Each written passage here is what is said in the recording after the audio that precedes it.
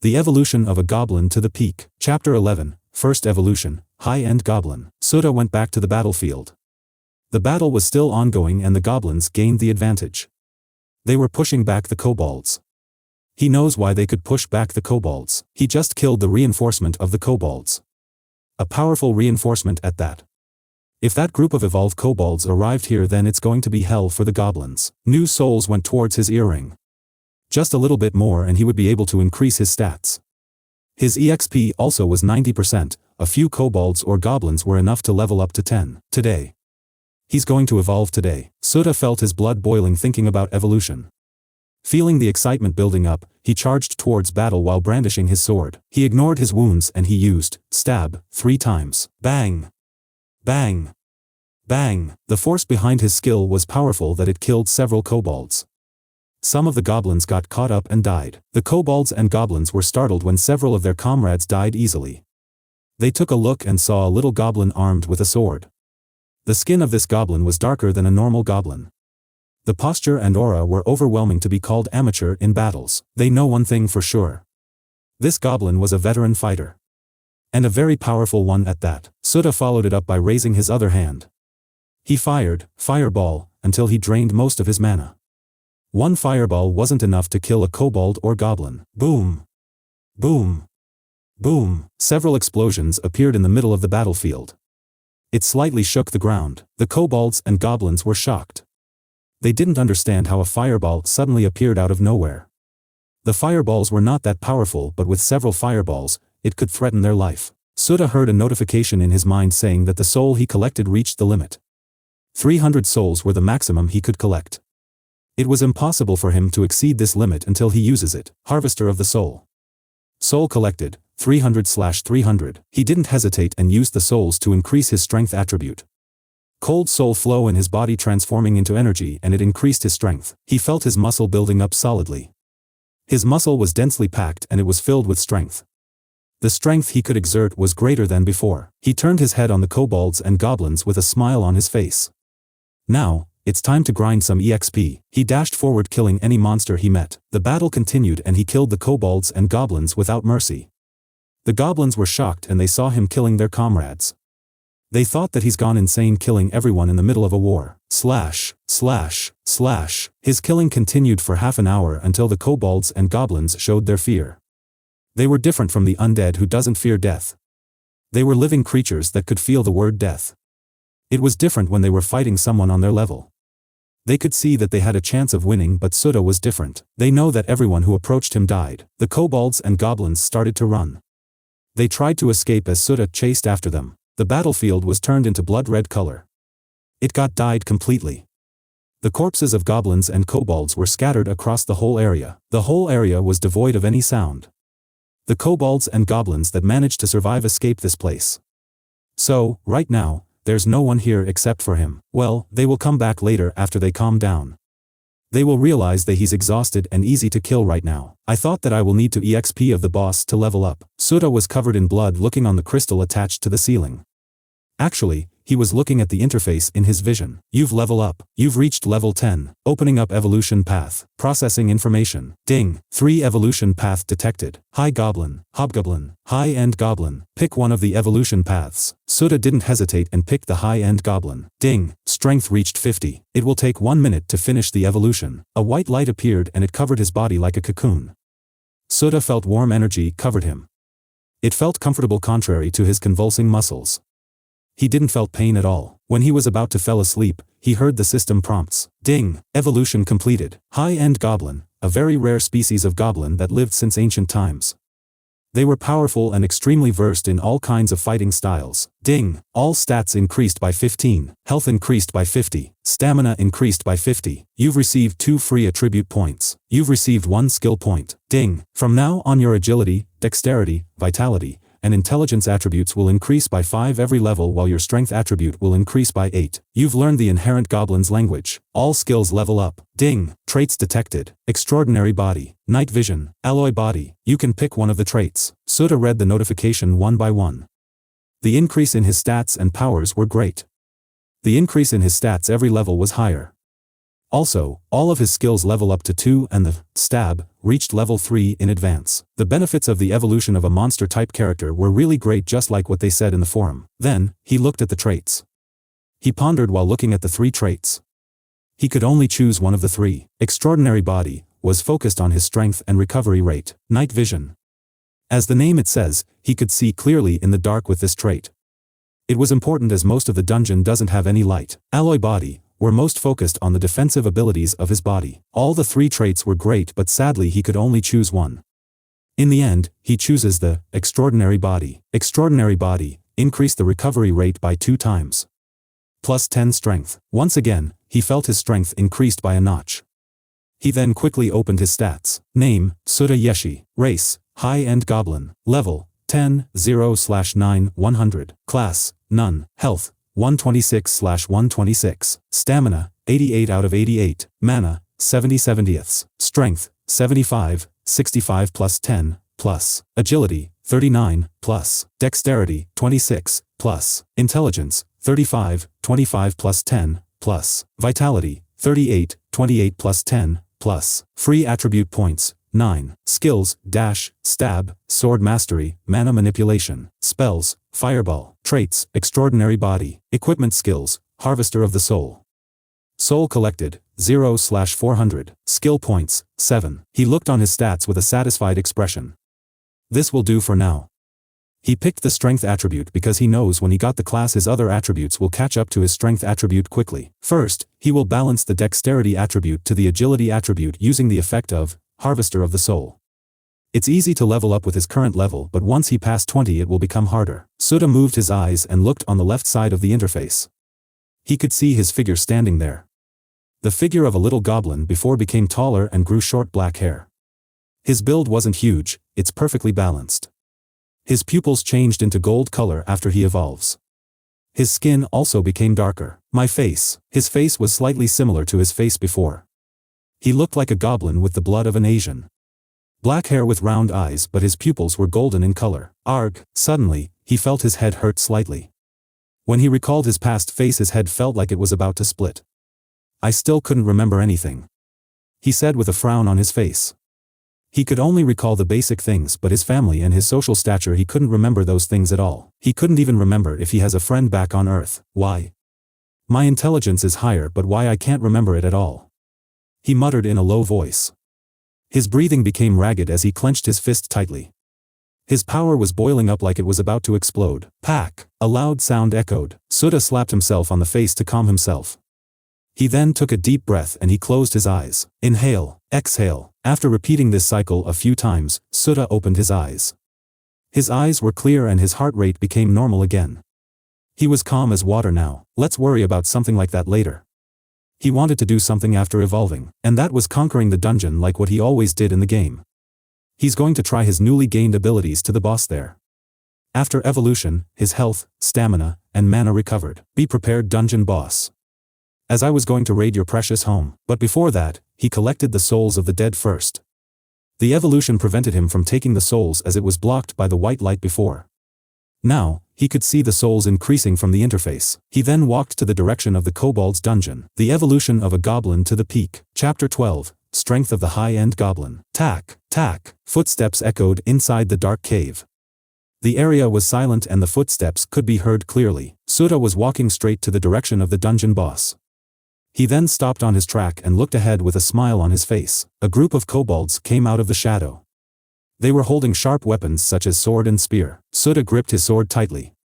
He fixed his posture and he raised his sword at the level of his eyes. His muscles bulged out as he stabbed his sword in front of him. Stab! It was so fast that the kobolds only felt a gust of wind. They couldn't follow his movements at all. Drip! The kobolds looked down and saw a hole in their chest. The kobolds on the back were also caught in the attack. The only ones who were safe were the ones on the left side. Blood flows out of the mouth of the kobolds as they fell on their knees and drew their last breath. One by one those kobolds who took lethal damage fell down. Dang! Dang! Dang! The other kobolds were frozen in fear. They didn't know what happened just now. Fear was slowly spreading in their heart. All of them gulped at the same time. Suda lowered his sword and looked at the kobolds 5 meters away from him. A simple basic skill, stab, grew this powerful. The skill could create a powerful force that travels in the air. It was powerful that it could even pierce a metal bar. He could attack anyone within 10 meters from him. A level 3 skill was really different. It was the major realm of every skill. Once a skill reached level 3, a great upgrade will occur and the effect and power of the skill will greatly enhance not just by 2 times but by 5 times. Crack! Sutta noticed something in his interface. The durability of the sword decreased by 1. The sword of this level couldn't handle it when someone used a skill at the level of 3.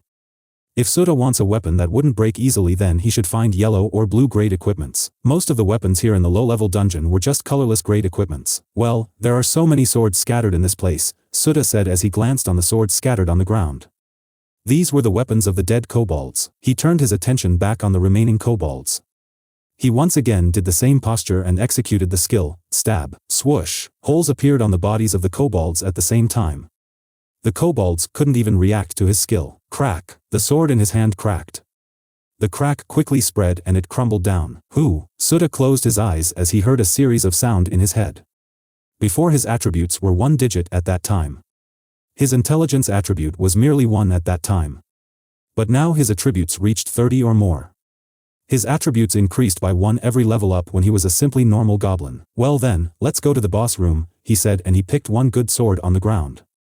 He then walked ahead and stopped in front of a metal door. The metal door was huge, depicting the boss of this dungeon. This is the boss room where the kobold's leader resides, Sutta muttered as he raised his hand and slowly pushed open the metal door. Inside the wide room, a kobold wearing full body equipment was sitting on a throne. A leather armor, pair of a gauntlet, leather pants, and black gloves. The kobold was holding a spear in its right hand. Beside the kobold were another 4 kobolds kneeling on the ground. It has the same pose when someone was kneeling or seeing a king.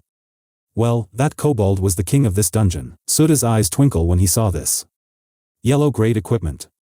It has the same level of the robe and staff that he looted from the undead skeleton mage. He directly walked inside the room while he's stretching his body. He said with a smirk, "I'm getting excited over a set of yellow equipment." Then, a notification ringed inside his head, stopping him from moving. Ding! You've entered the boss room. Quest triggered. Boss battle. Defeat the boss and conquer the dungeon. Rewards, 400 EXP, 1 attribute point, and 1 skill point. Sutta accepted the mission without hesitation. Actually, he could decline a quest like this. A quest of this type will only appear in a given situation. There's also the other type of quest that came from the NPC. That type of quest has a penalty. The penalty will be either somebody was dying or some will be put in jail. It depends on the quest a player pick. When a quest was about a medicine bringing in time, it means that the player needs to deliver the medicine or else the NPC who had a sickness will die. The 4 kobold guardians stood up and pulled out their sword while the leader just watched them with interest. You know, these 4 aren't enough, Sutta said as he slowly walked towards the 4 kobolds. One of the kobolds charged with a sword in its hand. It swung its sword powerfully.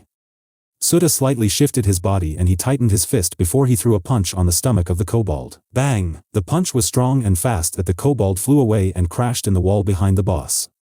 The power behind the 75 strength attribute was so strong that it could crush a normal monster. Sutta quickly turned around and faced the 3 kobolds. The 3 kobolds were rushing straight at him. They reacted fast when they saw their comrade crashed in the wall. Swoosh! Swoosh! Swoosh! Sutta avoided the sharp weapons aiming to cut him. He stepped backward while dodging the attacks and he slowly raised his sword. Bang! Bang! Bang! The 3 kobolds were pushed backward as a hole appeared in their bodies. Sutta just used stab consecutively and it easily killed the 3 kobolds. Thud! The kobolds fell with a loud sound. Blood slowly formed beneath their bodies. Several notifications ringed in Sutta's head. Sutta then looked towards the boss of the dungeon. This boss was a high kobold, just like kobolds he killed before. But this kobold was stronger than those newly evolved kobolds. The boss monster was naturally stronger than the other monster even if they were in the same species. The boss was 3 to 5 times stronger and its health was higher than the rest. A boss wasn't called a boss for nothing. I've already killed 2 dungeon bosses, Sutta muttered while looking on the boss. He could already kill a dungeon boss when he was still an ordinary goblin. This boss was not much different from the other boss. He was much stronger now and he could handle a boss easier with his stats. The boss slowly stood up and grabbed the spear on its side. It exudes an aura of a veteran warrior that undergoes hundreds of battles. Heis! Sutta sighed and dashed towards the boss. In just a second, he arrived in front of the boss. Gripping the handle tightly, he slashed his sword. The boss the spear and parried the sword. Then, it quickly stabbed its spear. Fast stab. Sutta tightened his muscles and swiftly moved his hand, blocking every attack of the boss. Clang. Clang. Clang. Level 2, Spear Mastery, huh? Sutta thought while blocking every stab of the spear. He focused his eyes on the moving spear of the boss. Swoosh. He moved his hand and grabbed the spear. Caught it. He smirked and used his strength to raise the spear in the air. The boss didn't let go the spear and it was pulled in the air. Ah! Sutta shouted and he smashed the boss in the ground. Bang! Spider web-like cracks appeared in the floor. Sutta raised his sword and slashed it down. The boss learned from before, so it let go the spear and rolled sideways, avoiding the slash. Swoosh! The boss pulled himself up and jumped backward. It saw Sutta rushing at a fast speed. This is the end. Sutta raised his sword and used stab consecutively. Bang! Bang! Bang! He made several holes in the body of the kobolds. Some of the attacks were blocked by the leather armor. Some were in the neck, shoulders, and arms. He always wanted to try this, but he couldn't before, as it needs a lot of stamina. He would only use stab 3 to 5 times in a battle, but now, he could freely try it with, as he had a lot of stamina. Sutta purposely attacks the part that wasn't covered in armor. Still, some of his attacks hit the armor. He still couldn't control the level 3 stab when using it consecutively with his level 2 sword mastery. Sutta only stopped his movements when he heard the notification in his head. You've received 1598 EXP from defeating a high kobold. Congratulations on completing the mission boss battle. You've received 400 EXP. You've received 1 skill point. You've received 1 attribute point. The health of this boss was much higher than he expected. He consumed more than half of his stamina in using level 3 stab. It was much sturdier than the 2 bosses he fought before. At least he killed this boss faster than the rest. Let's stop thinking about. Sutta shook his head and he squatted down in front of the corpse of the boss. He placed down his sword and started to loot the dead body. Bear's glove, yellow gloves made from the hide of a giant bear. Effect, +5 dexterity, +20 health. Durability, 14/15. Rock gauntlet, yellow gauntlet made from the pure rock and high mana. Effect, +5 vitality, +20 health, +10 mana. Durability, 12/15. Kobold's armor, yellow armor made from the hide of a high kobold. Effect, +20 health, +20 stamina, +5% physical resistance. Durability, 8/15. Kobold's pants, yellow pants made from the hide of a high kobold. Effect, +20 health, +5 agility, +5 damage resistance. Durability, 9/15. Sutta wore gloves, gauntlets, and pants. The armor was huge for him and it was uncomfortable to move. If he wasn't feeling uncomfortable, he would wear it even if it was loose on him. He was afraid that it would hinder his movements or bother him in a battle. The pants was also huge on him, but after he made an adjustment it fitted him. What should I do now? I should finish all the dungeons here in the upper floor before leaving the sanctuary. The evolution of a goblin to the peak. Chapter 13, Leaving the Sanctuary. 1 week had passed since Sutta's evolution to high-end goblin. He completed the survival mission, which he needs to survive for 5 days. Well, if he failed in completing the mission, it means that he died. He already expected it to complete this mission easily. If he was on the middle floor, then he would die without even killing a single monster. After becoming a high-end goblin, it became easy for him to complete the rest of the dungeons here on the upper floor. He spends his week in conquering all the remaining 9 low-level dungeons. Although he leveled up quite a lot this time and increased his stats higher, he still wouldn't dare to go down on the middle floor. The monsters there were completely different from the monster in the upper floor. A person will truly know why this place was called Undead Sanctuary once she goes down there. The Undead Lich, Death Knight, Greater Ghouls, Bone Tiger, etc. were a monster that can be found on the middle floor. Their levels were completely higher than the monster here on the upper floor. If he wasn't wrong, the highest level of monster here was 19. And that level was average on the middle floor. If all the undead here got out of the sanctuary, the undead would be able to destroy a few weak countries out there on the surface. He became level 16 after conquering the whole upper floor of the undead sanctuary. His status became quite pleasing in his eyes, especially his strength attribute. His strength attribute was now over 100. He could now literally punch a hole through iron without taking any damage. He also collected enough souls to use the effect of the Harvester of the Soul. He used it twice and increased his dexterity and intelligence. He finally balanced his agility and dexterity. This made him even faster. He used the souls in his intelligence because he got himself another spell. He got himself 2 spellbooks from the dungeons that he raided. He learned Ice Shot and Light Heal by using 4 skill points. In truth, he found 3 skill books, but the other one was also Light Heal. Unfortunately, the Light Heal cannot be used in oneself. In total, he already learned 3 spells. He only needed to learn 2 spells and he would reach the requirements to get a class. Currently, Sutta was bathing in the river. He was cleaning the wounds on his body that received from invading the orcs' dungeon. The power of orcs wasn't something he couldn't take lightly. I will go out of this place tomorrow," he muttered with a satisfied expression. He already cleared all the dungeons here, so it's normal for him to go out. His stats weren't enough to go down on the middle floor, so he will get himself a class first. A mid-level dungeon was housing 200 level 20+ monsters. He would stand a chance if he has a class and some powerful skill, but unfortunately for him, he still doesn't have any class even if he's already level 16 and his skill was pretty much the basic ones. "It sucks here," he said as he looked up on the ceiling. He then stood up and went to the shore. He picked his equipments and wore it. He hung his sword on his waist while the staff was on his back. "Let's exercise first," Sutta said as he did some exercise. Based on his experience, he knew that training or practicing could increase his EXP. He then practiced swordsmanship to increase his proficiency. He did not only train sword skills, he also trained his other skill to increase proficiency. The system didn't have a function to see the proficiency of skills.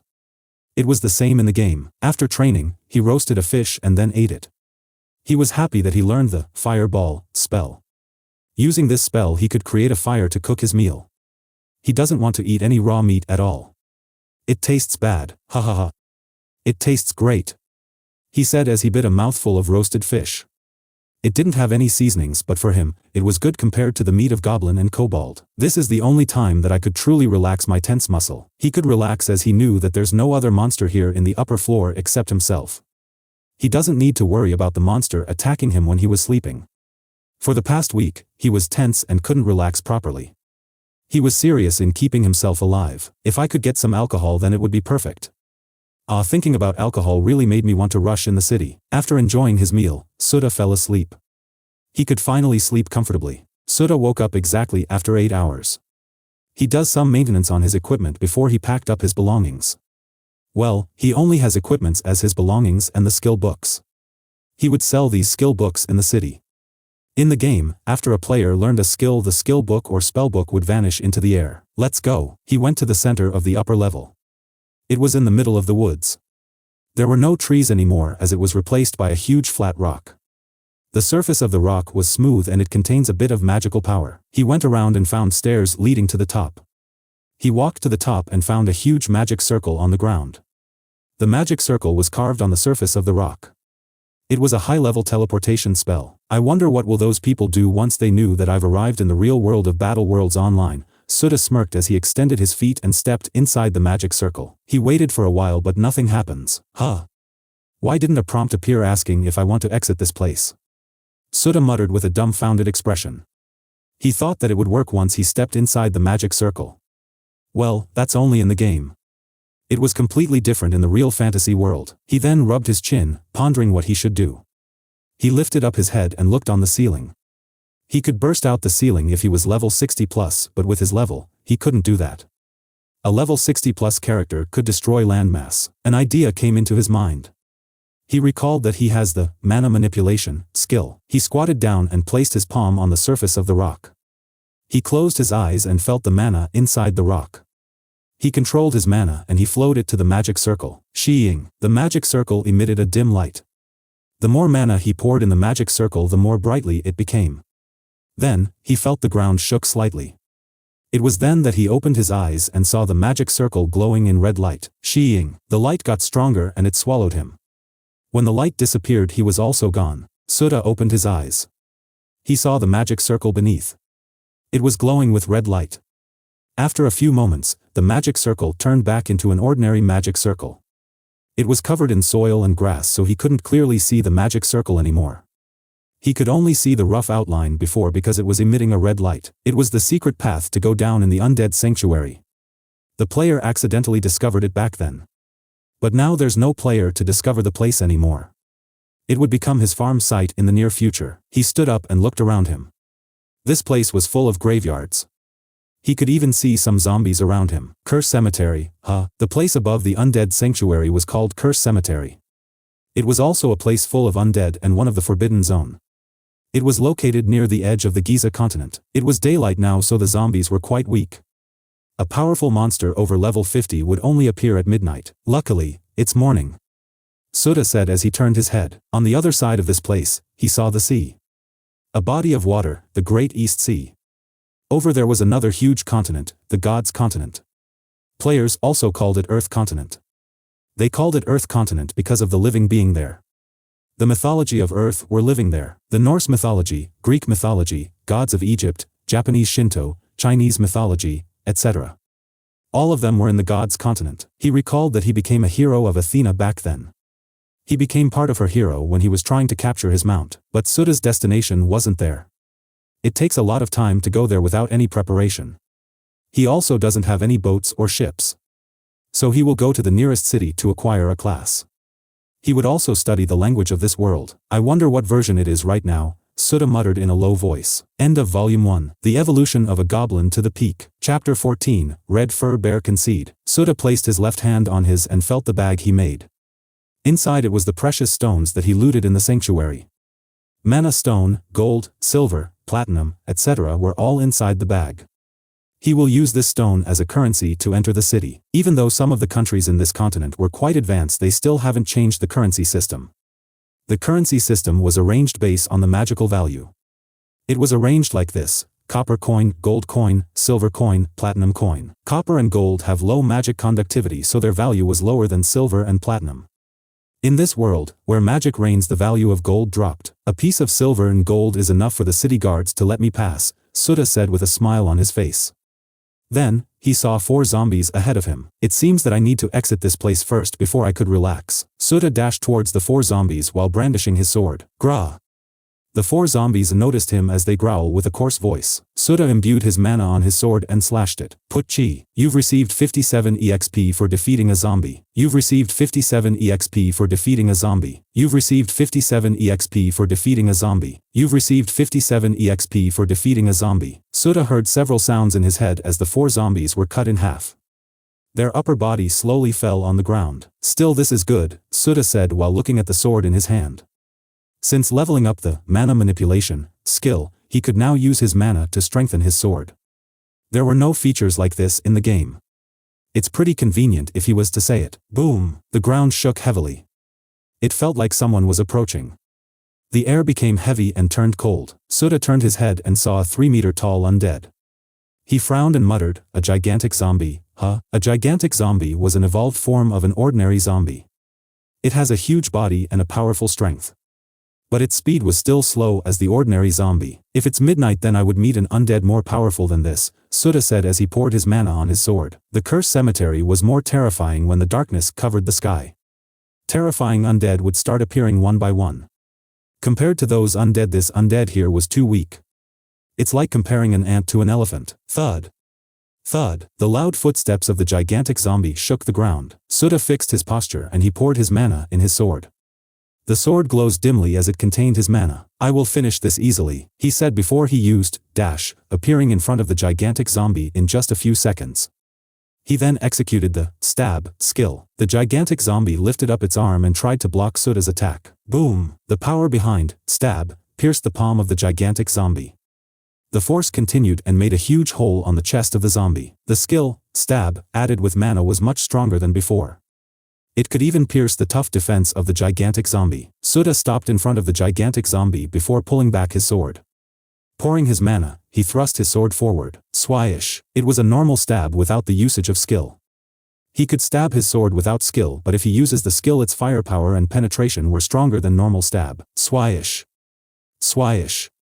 Swyish. Stabbing his sword like a madman made the gigantic zombie fell backward. Bang! For the finishing touch. Suda kicked the ground and once again executed the skill, stab. Bang! The force behind the skill burst the head of the gigantic zombie. It staggered backward before it fell on the ground. You've received 198 EXP for defeating a gigantic zombie. The soul inside the undead went straight to the soul blood earring. He just needs to activate the skill and all the souls of the undead that he defeated would come inside his earring. No, he's already activating it ever since he wore the item. Suda looked around and saw a few zombies wandering aimlessly. I need to get out of this place before it gets dark. Saying this, he dashed forward to the direction of the woods. He wouldn't survive this place if it gets dark. It wasn't a forbidden place for nothing. After a few hours of running, Sudha finally stopped. He was exhausted and there's only a few stamina left within him. Even with skill, he still hasn't left the cursed cemetery.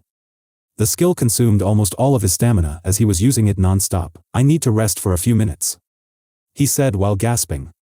He was close to the woods. Once he entered the woods, he wouldn't meet any undead there. The cursed cemetery was a very large place. It was like a city of the undead.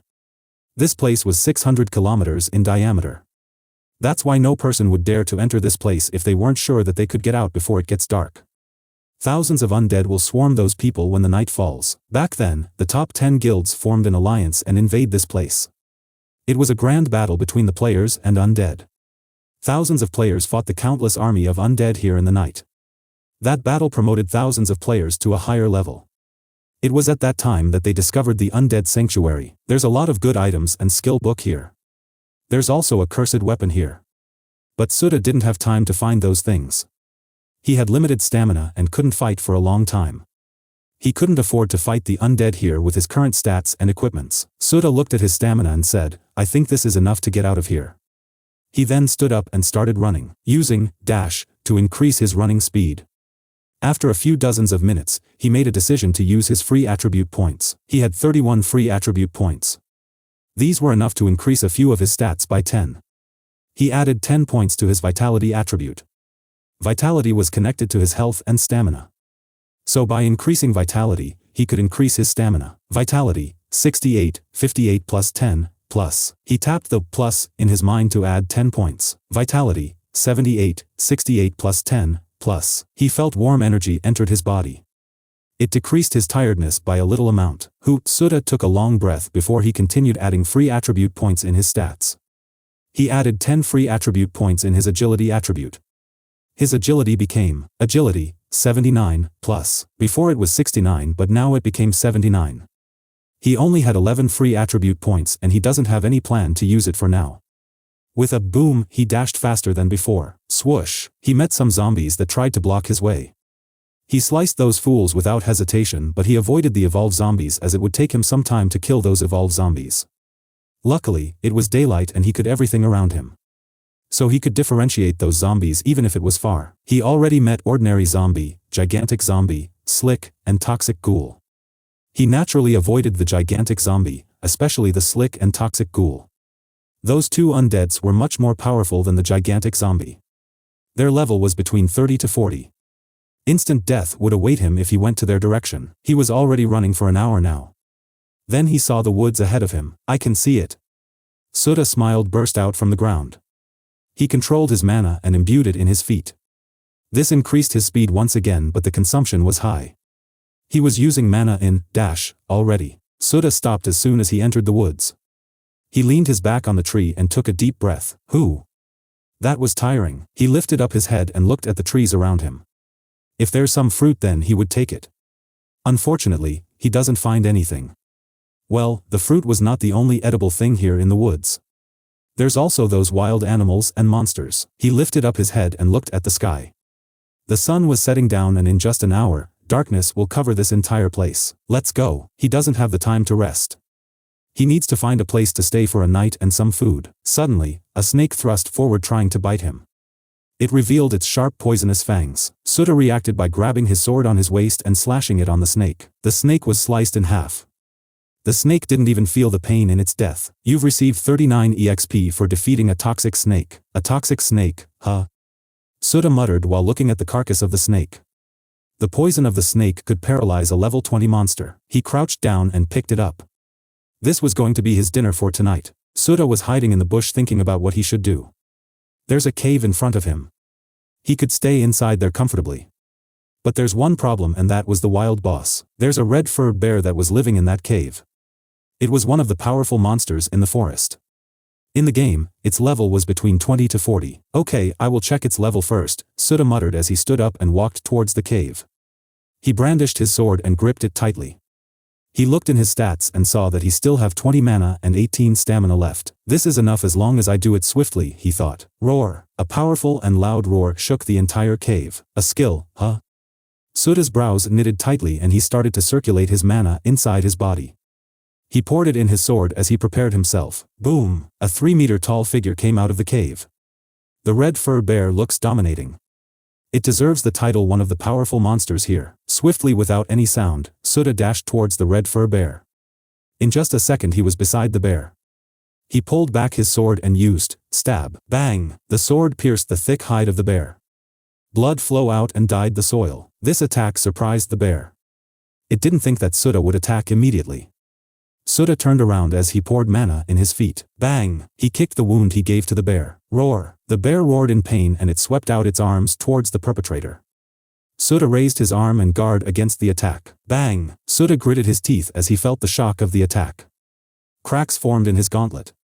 His health decreased by 20 points in just a single attack. Its firepower was greater than anything he fought before. Once again, Soda jumped and poured his mana in his sword. He then noticed that the arm of the bear was heading towards him. He grinds his teeth and executed, stab, put chi, bang, his sword pierced the eye of the bear.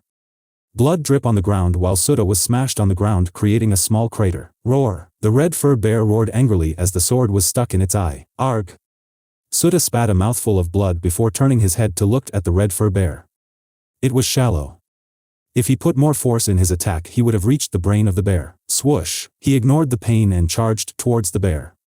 He could only use 2 spells with his remaining mana. Ice shot, a block of ice smashed the wound on the feet of the bear. He then jumped in the mid-air and shoot, fireball, towards the roaring bear. Bang! Just die.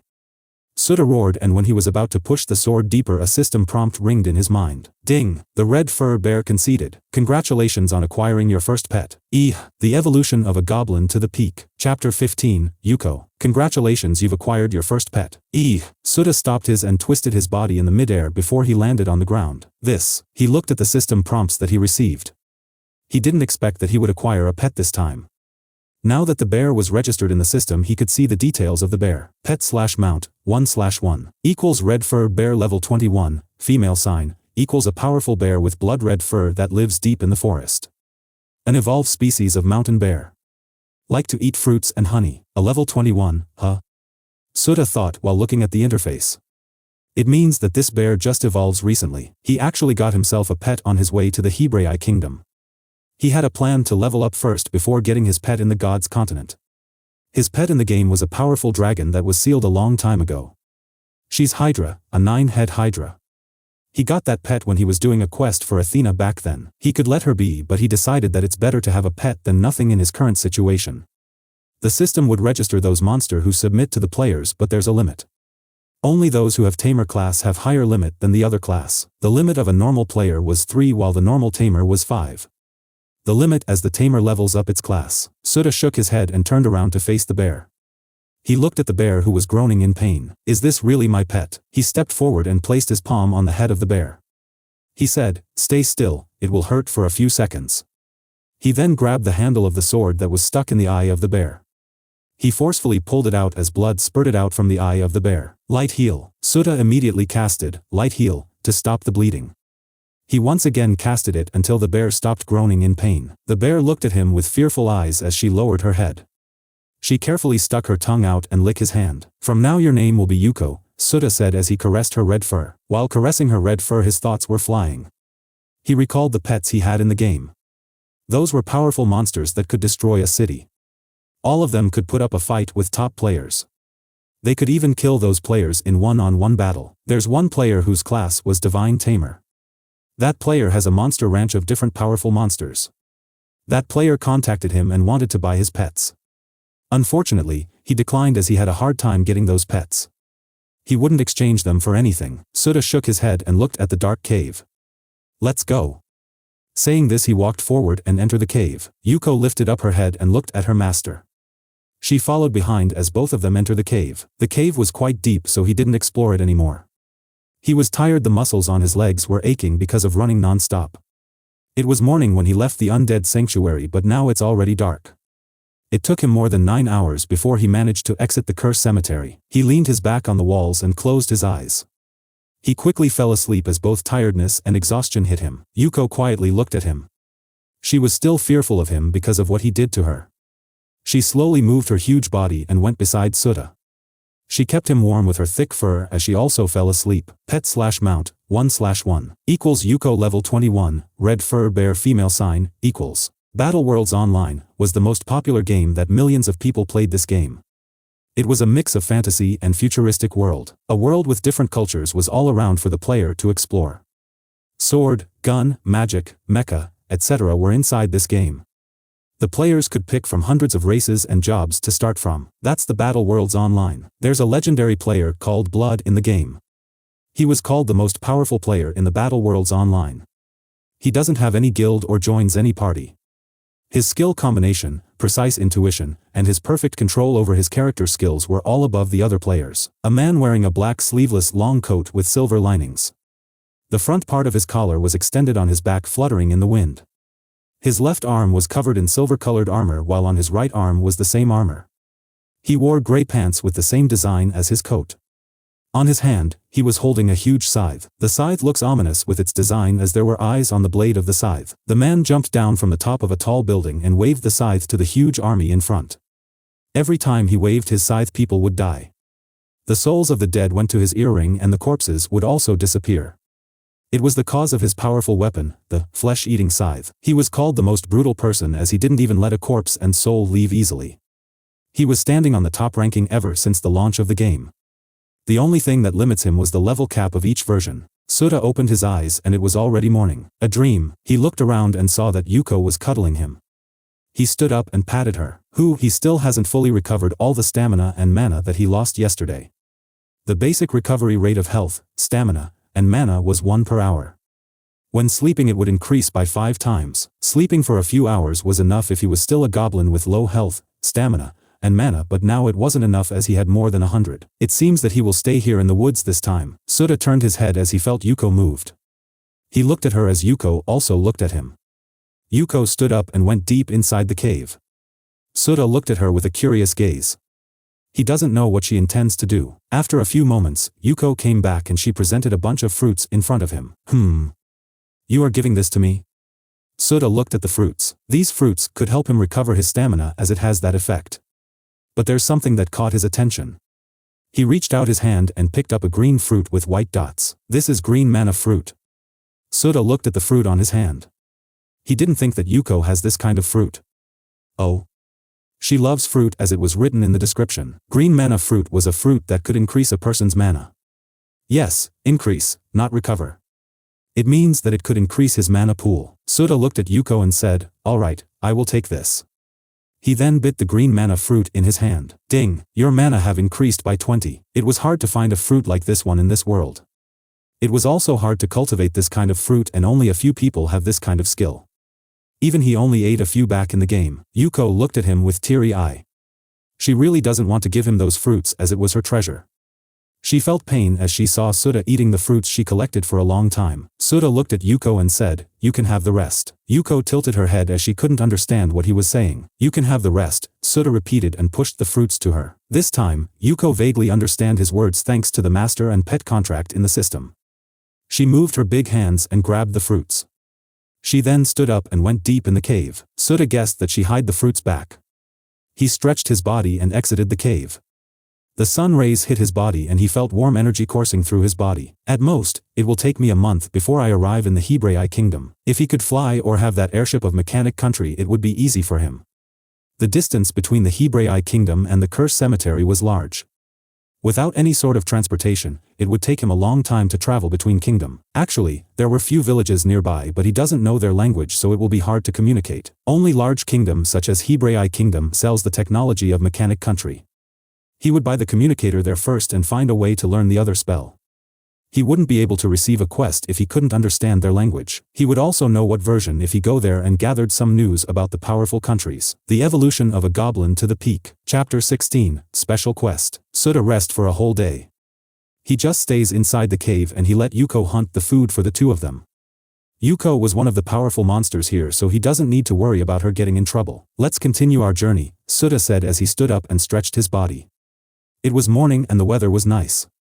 It's perfect for traveling. He turned around and looked at Yuko. Yuko, come on. Let's go. Yuko followed behind him quietly. Suda has a plan. He recalled that there were valuable things in this forest. Every place of this world has something that's valuable. Especially with his current strength, he needs those things as long as it could help him a little. Sota followed his memories and walked for about 1 hour before he stopped. Yuko also stopped and looked at him with a confused expression. She was wondering why did he stop all of a sudden. Sota ignored her and carefully looked at his surrounding. Towering trees were around them and it's still the same as before. Okay, I get it. He then ducked down and pressed his palm on the grass. He then felt a stone hiding beneath the grass. This stone was different from normal stone as characters that he couldn't understand were carved in the surface of the stone. There's a red dot protruding in the center of the carvings. Sota smiled and looked around him. He noticed a flickering light hiding in the tree 15 meters away from him. He pressed the red dot and slowly raised his hand. He showed the stone to the flickering light. The flickering light vanished from his sight and he felt someone appeared behind him. Sota slowly turned his head and saw a strange creature behind him. It has the same height as him when he was still an ordinary goblin. It was a humanoid creature that has a furry lower body and 2 goat horns on its head. It was a great lumb. A special type of monster that can only be found in a forest. It didn't have great combat skills but it has great magical powers. In the game, if a player encounters this creature they will receive a special quest.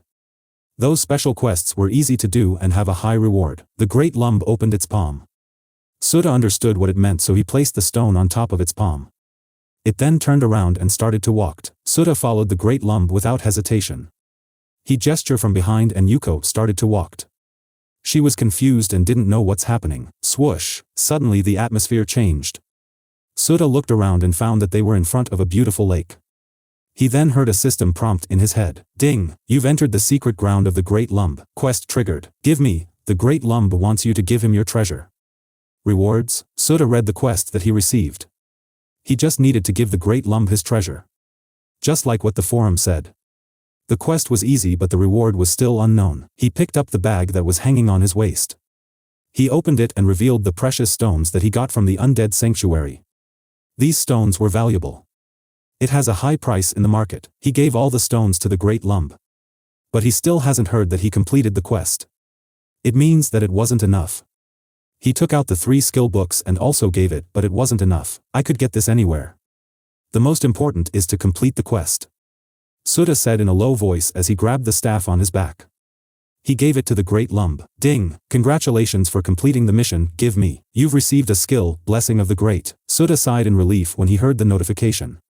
He doesn't know what to give if it still wasn't enough. No, he would give his leather armor or his pants. Thinking about this, he read the notification. He was surprised as he received a skill from this quest. This simple quest gave him a skill? So that's why it called a special quest. The only downside of this quest was he could only do it once. Well, he couldn't learn the same skill twice. There's no other player here.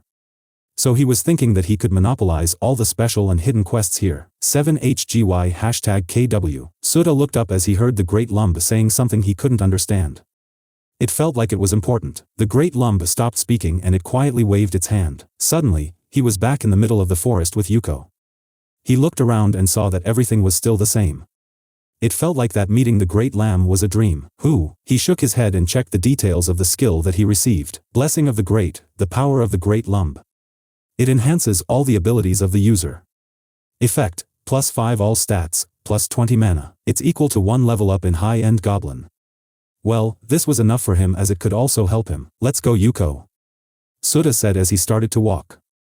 Yuko quietly followed behind him. The great lumb looked in the sky and said quietly, the great change will start just like in the prophecy.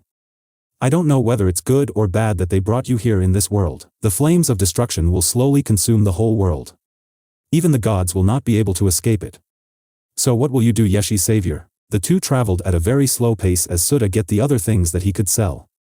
They ate together and sleep together. They would also hunt together. Even though he couldn't understand what she was saying, it was enough for him. Traveling with someone was better than traveling alone. It's not boring, to begin with. In the game, he preferred to travel alone as he knew that it was only a game.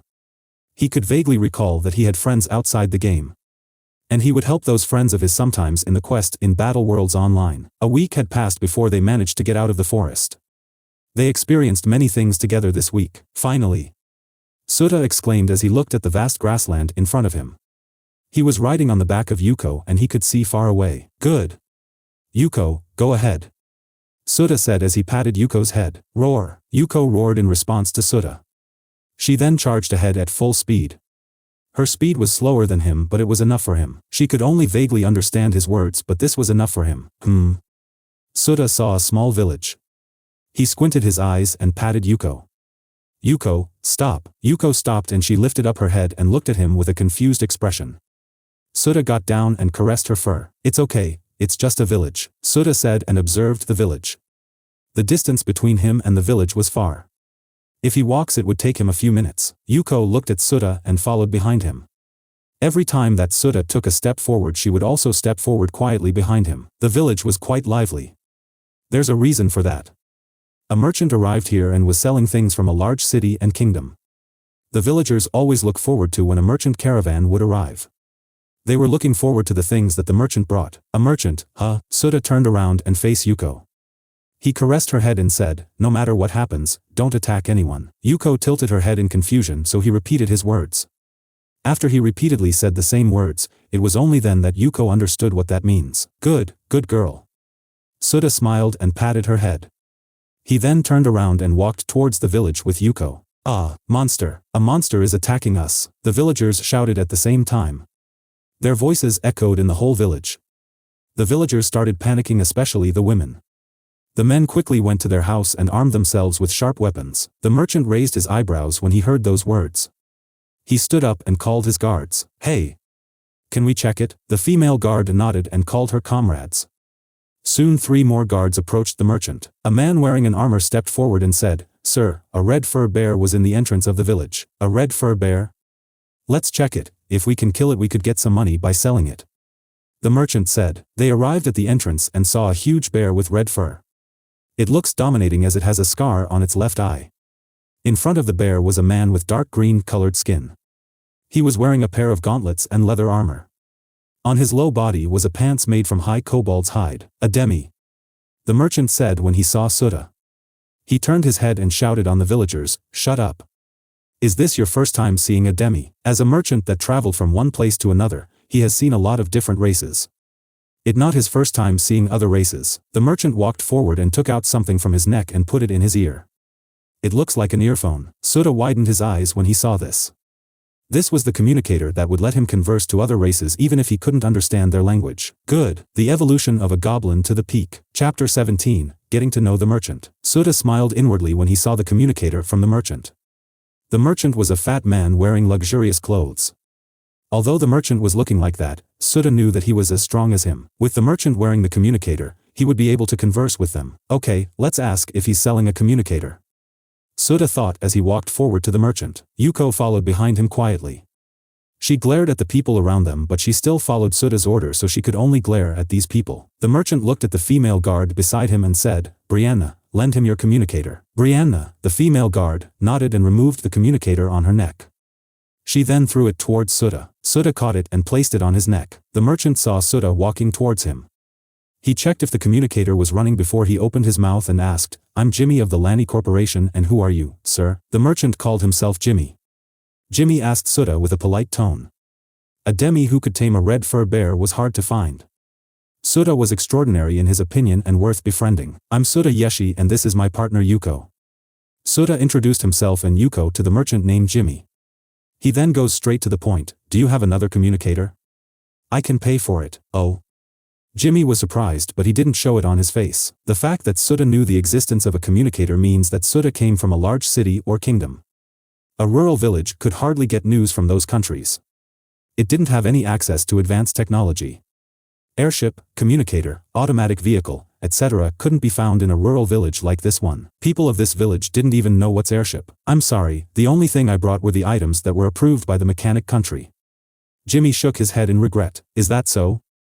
Sutta could understand that. The mechanic country and the other powerful countries don't want to sell their technology to rural villages and small countries. A weak country should stay a weak country, was what they say. Those who violated this would be completely destroyed. There was once an ambitious merchant that sell their technology here and there. That merchant and the place he sells the technology vanished in one night. Sir Yeshi, do you mind if I ask where do you come from? Jimmy walked beside Sutta and asked. He waved his hand to his guards and nodded. The guards helped the crowd calm down. Sutta turned his head and saw a beautiful female wearing a silver-colored breastplate. He felt his blood rising from his body. He gulped unconsciously. Sir Yeshi? Jimmy called him as he saw Sutta was in daze. Huh? Sutta turned to look at Jimmy. The instinct of a goblin was something he couldn't imagine. The instinct to engage in sexual intercourse with a beautiful female. This was something he didn't expect. He hasn't met a single female ever since he came here. No, actually he met a female kobolds, goblins, and other monsters. He just couldn't differentiate with their appearance. Also, Yuko was a female bear. Biting his tongue slightly to calm down his nerves, Sutta asked Jimmy, "What is it? Where do you came from?" Jimmy repeated his question while looking at his female guard. It seemed that he guessed what Sutta was thinking. "I just came out of the deep woods and luckily I managed to tame a red fur bear." Sutta came while looking around the village. This village was much worse than a newbie village. Oh. Jimmy turned to look at the red fur bear behind Sutta. He then turned back his gaze to Sutta and asked, "Where do you plan to go now?" "Border city of Hebrei Kingdom, Lodro City. I plan to enroll in the Lodro Institute." Sutta said, "Carriage? I'm sorry, since you know the communicator, you must have seen the automatic vehicles. I'm just an ordinary merchant so I don't have the luxury to buy those things." Jimmy said with an apologetic tone. "It's okay," Sutta nodded in understanding. The three great countries were far away here so they have no influence here. Jimmy glanced at Sutta. He was sure that this demi really know the things inside the huge kingdom and countries. To even know the Institute of Lodro City, the two talked for a while. Jimmy offered Sutta to join them as they were also going to the Hebrei Kingdom. Sutta agreed to him.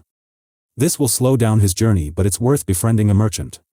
He could get inside the city without much inspections with a merchant backing him up. At night, Sutta, Jimmy, and the guards were around a bonfire. They were roasting some meat that they hunted this afternoon. Good! Sutta exclaimed as he bit a mouthful of meat in his hand.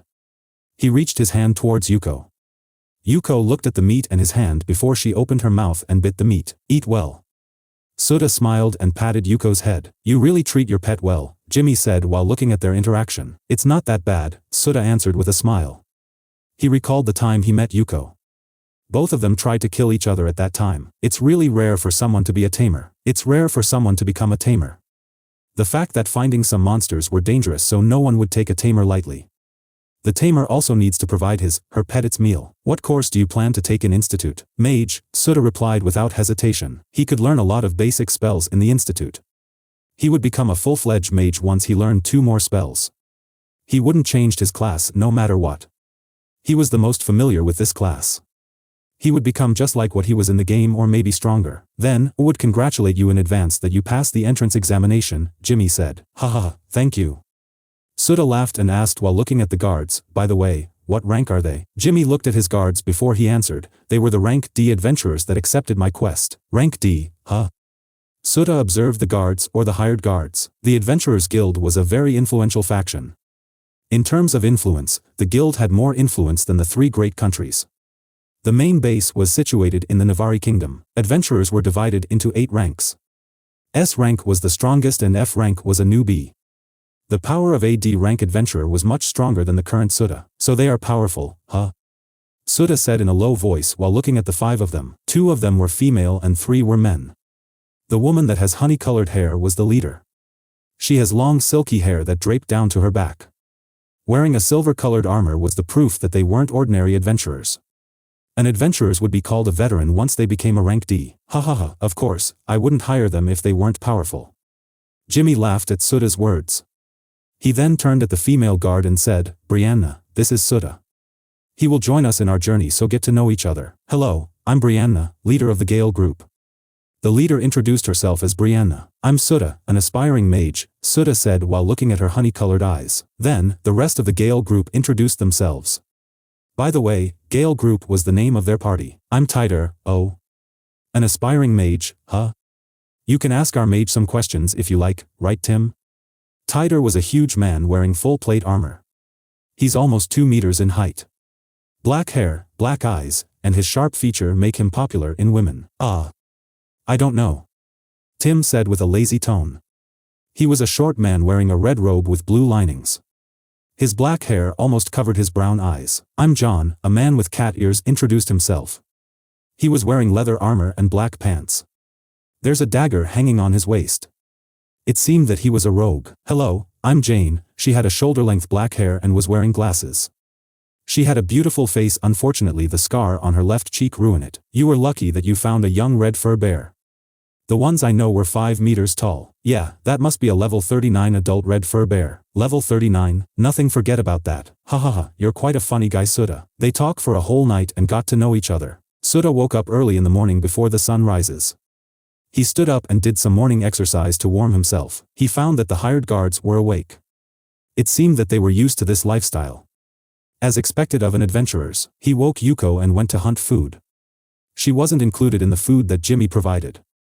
After all, she was just a pet and her master should be the one taking care of her. If Sutta became a tamer rather than a mage, then he would be able to open up the inner world to store his pet. But sadly, he doesn't have any plan to become a tamer. I might neglect you once we go to the city, Sutta said as he caressed Yuko's head. Mew. Yuko looked at Sutta with her one eye. It seemed that she understood what he said. After they finished hunting food for Yuko, they went back to the village. Come on, let's go, Sutta. Jimmy shouted. All right, Sutta sighed and smiled. Today was the day that they will leave this village and will go to the Hebrei kingdom. It will take 2 weeks to go there using the carriage. And so 2 weeks had passed and they arrived at their destination. The evolution of a goblin to the peak. Chapter 18, Lodros City. Battle Worlds Online was the most played game in the world. There's a legendary player called Blood. The players and NPC called him in many titles. The solo player, Mysterious Gamer, One-Man Guild, Perfect Armory, Commander of Mechanic Country, Athena's Most Loved Hero, Demon Annihilator, Pioneer Player of the Mars Archipelago, and Master of Nine-Headed Hydra were the nicknames that players and NPC gave him. Solo player, as he prefers to raid a dungeon alone. He doesn't join a party nor join a guild, even the guilds of his friends.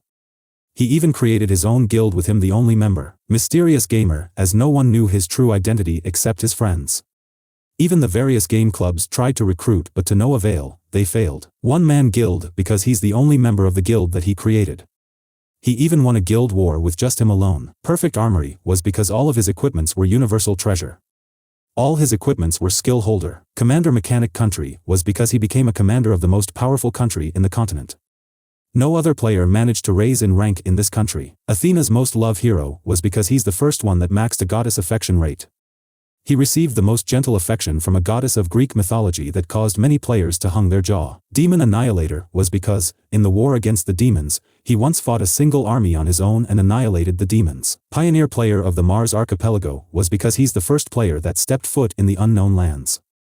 He explored the unknown lands as the commander of Mechanic Country. The Master of Nine-Headed Hydra was because he managed to make the famous Hydra to become his pet. His deeds were something that no other players could do. He was the player that stood at the top of the rankings. He was recognized as the #1 player in the Battle Worlds Online, and now the legendary player transmigrated into the real world of Battle Worlds Online. He somewhat became a goblin much to his dismay. Even then, the legendary player was like the other players. He suffered from getting killed in a high difficult quest. He even failed some of those. Now that he came to this world, he would do his best to survive this brutal world full of danger. We're here. Sutta opened his eyes at Jimmy's voice.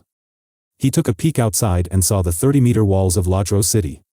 It was just a border city but the looks of it could be compared to the capital. Don't worry about it, I will handle the procedure, Jimmy said to him with a wink. Thanks for the trouble. Sutta smiled wryly. He was thankful to Jimmy for this. He then glanced at the line and sighed. The line was long and it will take a long time before they could enter the city. Many people enter and exit the city every day. Different races coming from different places. After half an hour, Sutta, Jimmy, and the rest managed to enter the city. We will part ways here. Jimmy said to him. Yeah, I'm very thankful for your help. Sutta thanked Jimmy as he slightly bowed his head. No need to mind it, I also received something good from you. Don't forget to come to me if you've got something good, I'm always in the Lanny group. Don't forget that. Jimmy said with a laugh.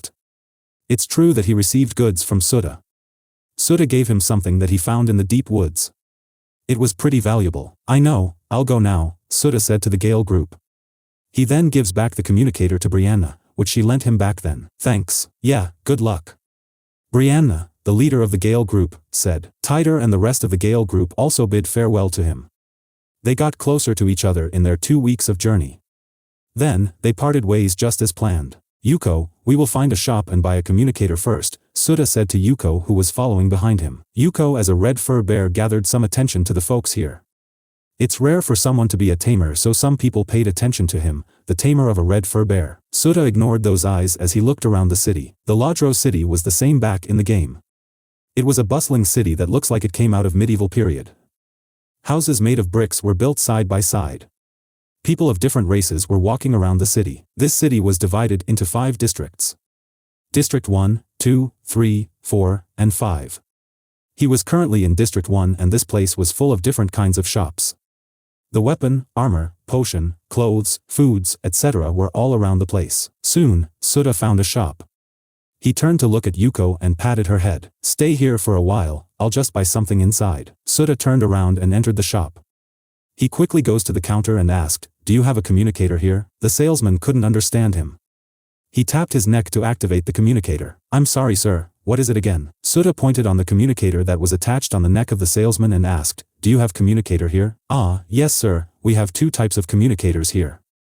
The non-magical and magical one." The salesman said with a smile, "Okay, give me one of magical." Sota nodded and took out a silver coin from his pocket. He sells some of his items to Jimmy before, so his wallet was filled with coins. "Please wait for a moment, sir." Saying that, the salesman went to get the product. After a few moments, he came back with a palm-sized box in his hand. "Here, sir." Sota opened the box and saw a black palm-size object with white button. Attached to it was a black circular wire. It was different from Jimmy's communicator that had an earphone. This communicator was using magic to send the information in his head. He just needed to insert his own mana and it will activate on its own. "Good, I will take it. Thanks for buying, sir." "Sorry for the wait, Yuko." Sota came out of the shop and looked at Yuko. "Mew." Yuko lowered her head and looked at him. Sota looked back at her with a questioning gaze. It took him a while to understand her. "Ah, you really like it when I pat your head." Sota patted her head and Yuko released a blissful sound. Well, let's go. I'll let you eat anything you want." The two continued their tour around the city. Sota went to the inn that has a ranch so Yuko could stay with him. He checked in for 200 copper coins for 1 night. He paid for a whole month of stay using the coins he got from Jimmy. Leaving Yuko in the ranch, Sota went to the Adventurers Guild to register as an adventurer. He needs to have a way to get an income for enrollment in the Lodro Institute. Arriving in front of the wooden door of a large building. This was the Lodro City Adventurers Guild branch. As a continental faction, the Adventurers Guild had many branches in different cities throughout the whole continent. From the door, Sota could hear the noises inside the building. Stepping forward, he entered the building. The first thing he saw was a wide hall that was full of different people laughing and chatting in a round table. There were also in the corner who seemed to be waiting for their party members. Some people looked at him and some didn't bother looking at him as they know that different kinds of people always enter the guild every day. Sota looked around and didn't see the Gale group. It seemed that they were not here in the guild. After confirming that, he went in front of the receptionist. The receptionist was a beautiful middle-aged woman. She has a porcelain skin, brown eyes, and her brown hair was tied in a bun. "Hello sir, what can I do for you?" The receptionist asked him in a polite tone. "I want to register as an adventurer." Sota replied to her question. "Wait for a moment, sir," the receptionist said before she opened up the drawer below and took out a piece of paper. She placed it in front of him and said, "Please fill up this first." Sota glanced at the paper and frowned. He couldn't understand what's written on it. He looked at the receptionist and embarrassedly said, I couldn't understand it." With the help of the receptionist, Sota managed to fill the paper. He already planned before what he should write in his information. The receptionist patiently told him every rule of the adventurers. She explained every important part of being an adventurer to him. Sota listened to her as he knew that it was her job to explain that to every newly joined adventurer. It was late at night when he came back to the inn. He was in the ranch feeding Yuko some meat that she likes. While doing that, he arranged the information that he gathered in his head. He was sure that it was version 1. There's nothing huge that happened in the world based on the information that he gathered. Version 1 was a version that every player would explore the continent. They would do anything they want and do some quest on their way. It was also called free to explore. Nothing big happens in this version. The beginning of chaos was the opening of version 2. It will start with the Demon Invasion, Rise of the Mechanic Country, Age of Exploration, War of Titans and Giants, the Death Plague, etc. All of these were big events that shook the entire continent. The power balance will shift many times and war will spread. Even the 3 great countries were forced to move. It will start with small-scale war and then it will gradually spread, and before anyone become aware of it, the whole continent was already in war. Sota was only familiar in the quest that he did. He didn't know the full details of the other events as he was busy gathering his equipments at that time.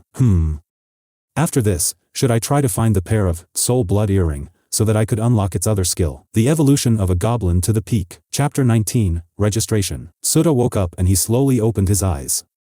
He found himself being covered by red fluffy fur. It was none other than Yuko. Good morning, Yuko. Sota said, and he stretched his body. Yuko lifted up her head and licked his cheek. Lately, she came to like licking him on his cheek. Ah, stop that, Sota said as he patted her head to make her stop. Yuko stopped as soon as he patted her head. She closed her eyes and enjoyed his patting. He looked around and found himself in the ranch. Inside one of the rooms of the supposedly pet. It seems that he fell asleep here yesterday while thinking about what will happen in the future. He didn't even go to his room inside the inn. I will feed you later, just stay here for a while, Sota said to Yuko. He already had a plan for today. He needed to go to the library and get some books about the languages of this world. He needed to learn to write so that he wouldn't fail in the entrance exam of the academy. Yuko looked at him with teary eyes. It seemed that she didn't want to stay here where she couldn't even move her huge body. After all, this place was too small for her. Okay, I won't forget to bring you the meat that you like, Sota said as he forces himself to smile. He then stood up and went inside the inn. The middle-aged woman wearing a simple clothes looked at him with weird eyes. She was the owner of the inn. Sota looked at her and smiled wryly. He could guess what she was thinking. He, after all, slept in the ranch with his pet. He sat down and ordered breakfast. While waiting for the breakfast to arrive, he took out a card from his pocket. This was his adventurer's ID. A simple identification card that confirmed him being an adventurer. A picture of him was in the upper left part of the card. Beside it was his information and his rank. He was a rank F adventurer as he just joined the guild yesterday. He needs to complete various quests to accumulate merits and raised his rank. After a while the waitress brought his order. He placed his card back and focused his attention on the food. Here's your order, sir. The waitress said as she placed down the meals that he ordered on the table. Thank you. Sota thanked the waitress and turned his attention to the meals before him. It's really good compared to those things that I've eaten in the undead sanctuary, Sota muttered as he recalled that he needed to eat the raw meat of a goblin before just to survive. The first few days were a nightmare for him. I'm really glad that I've survived. Sota left Yuko in the ranch and he went into the library. He paid the entrance fee and entered the library. In this place, a person needs money to get an access to information. Only in a country like this have a library. Among all the countries in the continent, only the 3 great countries and mechanic country were advanced enough that they don't need a library. All the information was digitalized. Sota looked around the countless books inside this huge library. All sorts of information were in this place. The books were arranged neatly. It seems the owner always took care of the books in the library. He then found the book that he wanted, raising his hand and picking up the book. He opened the book and read the first few pages of it. Suddenly, a familiar sound ringed in his mind. Ding! Do you want to learn Nerman language for 1 skill point? Yes/no, eh? Sota was surprised when he saw the words written in the interface. Learning a language for a skill point? This wasn't in the function. In the game, all the languages were automatically translated by the system so the players could use their system points for something like this. It's really different now. He doesn't know what other function the system hide. At first, he couldn't see the level of other creatures and also the inventory. He couldn't use the most convenient inventory. Then, he could earn EXP by practicing or training. It's really a wonder how the system changed after he came here. Sota calmed down and he rubbed his chin. He pondered the pros and cons of using skill points to learn the Nerman language. Nerman language was the universal language of this world. A lot of races knew how to speak Nerman language.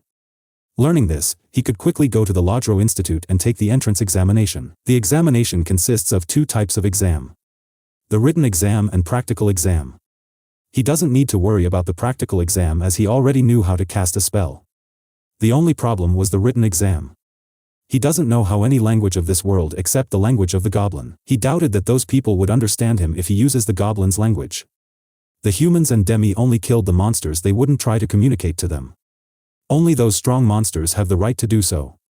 Otherwise, they would kill any monsters. Luckily, he looked like a demi, so there's nothing to worry. There were hundreds of humanoid races here in the continent and there were also those halflings, so people guessed that he was a halfling of some unusual race. Yes. Sota mentally said, and he used 1 skill point to learn the Nerman language. Knowledge about the Nerman language was poured in his mind. After a few seconds, Sutta opened his eyes.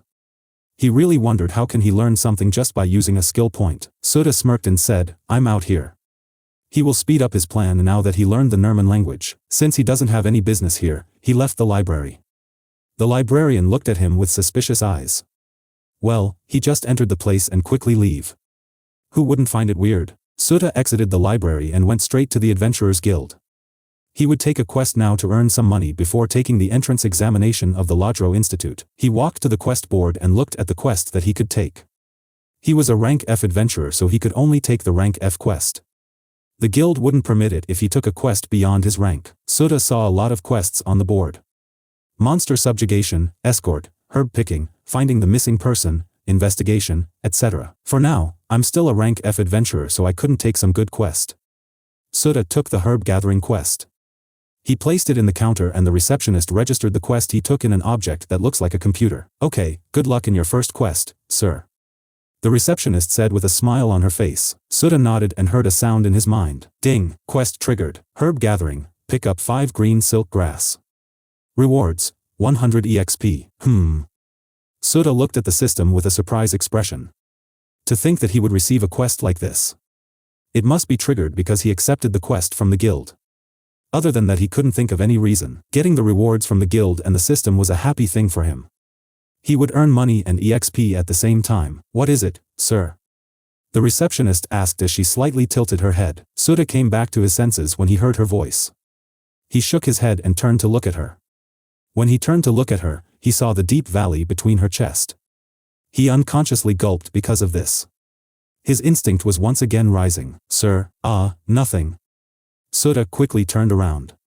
This body of his was too eager. He quickly left as he doesn't want to become a pervert.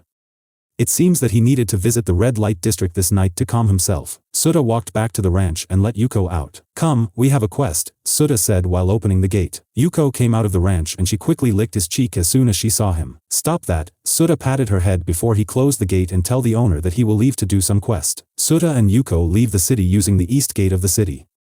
The city has 4 gates. The north gate was located in District 2, the south gate was located in District 3, the west gate was located in District 4, and lastly, the east gate was located in District 1. After falling in line for a few dozen minutes, Sutta and Yuko walked out of the gate. He just showed his adventurer's ID and the guards let him leave the city. Let's go, Yuko. I will let you play this time. Sutta said to her and he started to walk forward. Yuko looked at him for a while before she followed him. The quest was simple herb gathering. He doesn't need to fight any monster. In the game, this type of quest was called repeated quest. It was because a player could complete this quest over and over again. He just needed to find a green silk grass. It was a basic ingredient needed in concocting health recovery potion. Sutta and Yuko walked 1 kilometer away from the city. They were in a grassland. The scene here was very beautiful and the air was fresh. In this place, he could find the green silk grass. Okay, Yuko. You can play around here. Just don't wander too far. Sutta said as he crouched down and began looking for the grass. Mew. Yuko looked at him as she tilted her head. She walked beside him and copied him. Oi. What are you doing? Sutta turned his head and asked. Yuko looked back at him. The two of them looked into each other's eyes. Heis. Sutta sighed and he ignored her as he continued looking for the grass. The evolution of a goblin to the peak. Chapter 20. Master. Sutta received his reward in the guild for completing the quest. At the same time, he heard the system in his mind. Ding! Congratulations on completing the herb gathering quest. You've received 100 EXP. Right now, 100 EXP was too little for him. Well, he couldn't do much as he only accepted a rank F quest. If he accepted a higher rank quest, then the reward would be higher. Thank you for your effort. The receptionist said with a smile to him. That's nothing, Sutta replied as he turned around and went to the quest board. He looked at the request there and pondered what he should do. In the end, he picked the monster subjugation quest before turning back to the receptionist. You want this quest, sir? The receptionist looked at him with doubtful eyes. Yeah. Sutta nodded. He just placed the quest in hunting the slime in the outskirt of the city. You know, sir, it's hard to kill a slime without magic. The receptionist said worriedly. It's her job to give advice to the adventurers that took a quest here. Yes, I know that. Sutta nodded at her words. He knew that a slime was hard to kill without magic. But he could use 3 spells, the fireball, ice shot, and light heal. His spells were enough to kill a slime. Also, he doesn't need to use spells to slay a slime. He knew the weakness of the slimes. With his passive skill, sword mastery, he would be able to destroy the core of the slime.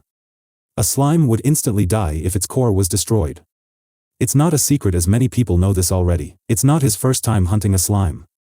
Back in the Undead Sanctuary, he conquered a dungeon full of slime and even took down an evolved slime. Okay, sir, but be careful. The receptionist said before she recorded the quest that he took. I know that. Sudha smiled wryly as this woman was too worried about him. Ding, quest triggered. Monster subjugation, kill 10 slimes and retrieve its core.